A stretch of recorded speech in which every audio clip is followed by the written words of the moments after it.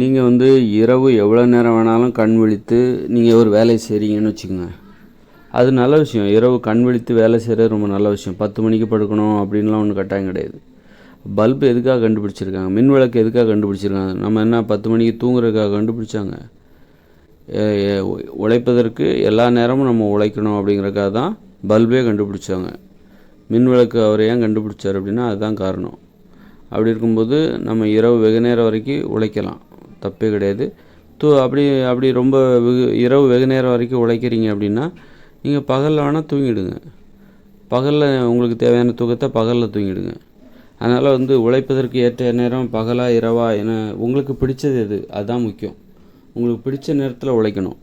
சும்மா வந்து எல்லோரும் உழைக்கிறாங்க பகலில் அப்படின்னு சொல்லிட்டு உழைக்காதீங்க. உங்களுக்கு என்ன பிடிக்கும்? உங்களுக்கு வந்து இரவு உழைப்பது உங்களுக்கு பிடிக்கலாம். இரவு நேரத்தில் அந்த அமைதி, எந்தவித இடையூறும் இல்லாமல் நீங்கள் இரவு நேரத்தில் உழைக்கலாம். பகலில் பார்த்திங்க அந்த மற்ற இடையூறுகளை நாமளாவே ஏற்படுத்திக்கலாம். அது வந்து என்னென்ன இடையூறுனா என்ன? ஒலி மாசு தானே. வெளியே சத்தம் எதாவது கேட்கும். நாம் ஒரு வேலை படிச்சுக்கிட்டு இருக்கலாம், எழுதிக்கிட்டு இருக்கலாம், ஏதோ ஒன்று பண்ணிகிட்ருக்கலாம். வெளியில் சத்தம் கேட்கும். சத்தம் கேட்காதவருக்கு நம்ம வீட்டை வந்து நம்ம அமைச்சிக்கலாம்.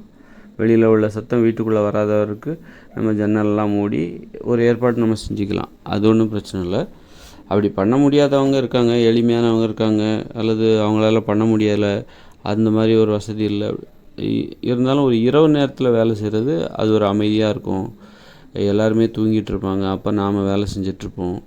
அதில் அது ஒரு முக்கியத்துவம் இருக்குது.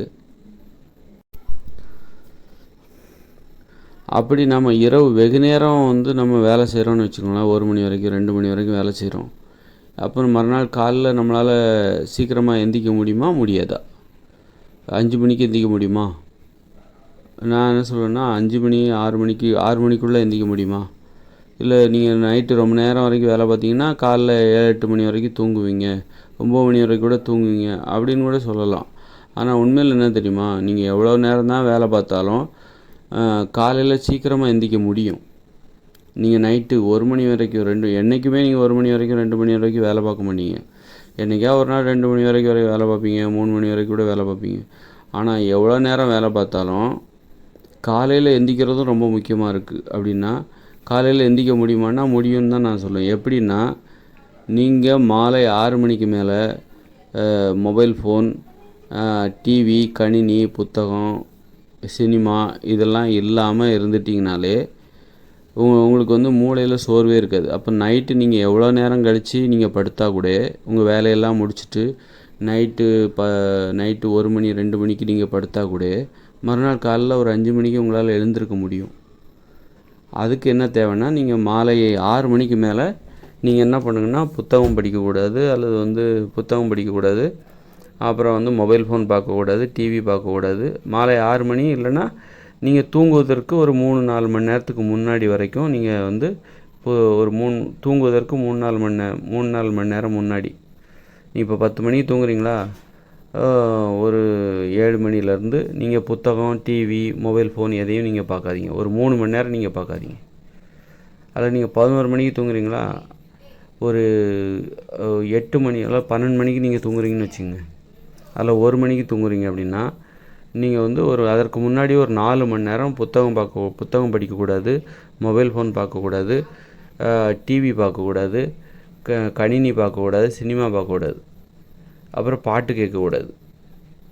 இந்த ஆடியோவில் வந்து பாட்டு கேட்குறதுலாம் இருக்குல்ல, காதில் ஹெட்ஃபோன் மாட்டிட்டு அந்த மாதிரி எதுவும் இருக்கக்கூடாது.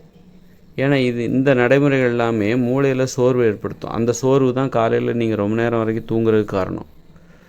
அப்போ நீங்கள் வந்து நீங்கள் மாலை 7 மணி அல்லது 8 மணிக்கு மேலே நீங்கள் வந்து மொபைல் ஃபோன் பார்க்குறதில்ல, டிவி பார்க்குறதில்ல, சினிமா பார்க்குறதில்ல, ஆடியோவில் பாட்டு கேட்குறதில்ல, எதுவுமே நீங்கள் இந்த மாதிரி பண்ணலை அப்படின்னா உங்களுக்கு வந்து மூளையில் சோர்வே இருக்காது. அதனால் நீங்கள் நைட்டு எத்தனை மணிக்கு தூங்கினா கூட 2 மணிக்கு நீங்கள் தூங்கினா கூட காலையில் 5 மணிக்கோ அல்லது 6 மணிக்குள்ளேயோ எழுந்திரிச்சிருவீங்க. ரொம்ப நேரம் கூட நீங்கள் தூங்க மாட்டீங்க. நீங்கள் வந்து நைட்டு 10 மணிக்கு நீங்கள் படுத்திருந்தா கூட காலையில் எழுந்திரிச்சிருவீங்களா அப்படின்னா நீங்கள் நைட்டு 10 மணிக்கு முன்னாடி நீங்கள் 10 மணிக்கு தூங்குறீங்க, ஆனால் நைட்டு 8 மணிலேருந்து 10 மணி வரைக்கும் இரவு 10 மணி வரைக்கும் நீங்கள் மொபைல் ஃபோன் பார்த்துட்டே இருந்திருக்கீங்க அப்படின்னா உங்களால் நீங்கள் 10 மணிக்கு முதல் நாள் இரவு 10 மணிக்கு படுத்திருந்தா கூட உங்களால் காலையில் எந்திரிக்க முடியாது.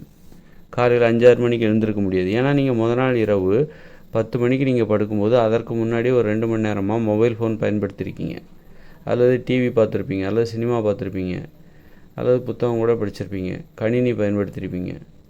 கணினிலேயே உங்கள் அலுவலகம் சம்மந்தமானது பார்த்தா ஒன்றும் தப்பு இல்லை, அதனால் மூளைச்சோர்வு அதிகமாக ஏற்படாது. உங்கள் பொழுதுபோக்கு சம்மந்தமாக நீங்கள் பார்த்தா தான், நீங்கள் ஒரு பாட்டு கேட்குறது, சினிமா பார்க்குறது, சீரியல் பார்க்குறது, இந்த மாதிரி நடைமுறைகள் இருந்தால் மட்டும்தான் உங்களுக்கு மூளைச்சோர்வு ஏற்படும். மூளைச்சோர்வு ஏற்பட்டதுன்னா நீங்கள் இரவு 10 மணிக்கு படுத்தா கூட காலையில் 6 மணிக்கு உங்களால் எந்திக்கிறது சிரமமாக இருக்கும். நீங்கள் படுக்கும்போது உங்களுடைய மூளையில் சோர்வே இருக்கக்கூடாது. அப்படி நீங்கள் படுத்திங்கன்னா எத்தனை மணிக்கு படுத்தாலும் காலையில் எந்திக்க முடியும். காலையில் 6 மணிக்குள்ளே எழுந்திருக்க முடியும். சிரமமே இல்லாமல் எழுந்திருக்க முடியும். கஷ்டப்பட்டு எழுந்திருக்கணுங்கிற அவசியம் இல்லை. சிரமமே இல்லாமல் காலைல 6 மணிக்குள்ளே எழுந்திருக்க முடியும். அதுக்கு நீங்கள் பண்ணுறது என்னென்னா, தூங்குறதுக்கு ஒரு 2-3 மணி நேரத்துக்கு முன்னாடி மொபைல் ஃபோன் பார்க்குறது நிறுத்திடணும், டிவி பார்க்குறது நிறுத்திடணும், சினிமா பார்க்குறது நிறுத்திடணும், இந்த அலுவலக தொடர்பு இல்லாத புத்தகங்களை படிக்கிறது நிறுத்திடணும், பொழுதுபோக்கு சம்மந்தமான புத்தகங்களை படிக்கிறது நிறுத்திடணும். இந்த நடைமுறையை கடைபிடிச்சிட்டா உங்களுக்கு கண்டிப்பாக காலையில் எழுந்திருக்கிறது, எத்தனை மணிக்கு நீங்கள் இரவு படுத்தாலும் சரி, படுக்க போனாலும் சரி, காலையில் அதிகாலை 5-6 மணிக்குள்ளே எழுந்துருவீங்க. அதில் சிரமமே இல்லாமல் எழுந்துருவீங்க. ஏன்னா நம்மலாம் காலையில் எந்திக்க முடியாத காரணமே மூளையில் ஏற்பட்ட சோர்வு தான். எப்போ டிவி வந்துச்சோ அப்போ இருந்து ஆரம்பித்த பிரச்சனை இது.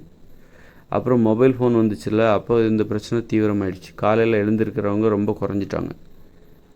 காலையில் எழுந்திருக்கிறது ரொம்ப பெரிய, உங்களுக்கெல்லாம் எந்த வித சிரமமும் இல்லாமல் காலையில் எழுந்திருக்க முடியுதா? என்னால் காலைல தூங்க முடியாது, 5 மணிக்கு மேலெலாம் என்னால் தூங்க முடியாது அப்படின்னா, அந்த மாதிரி நிலைமை உங்களுக்கு இருக்குதுன்னா நீங்கள் ரொம்ப கொடுத்து வச்சவங்க.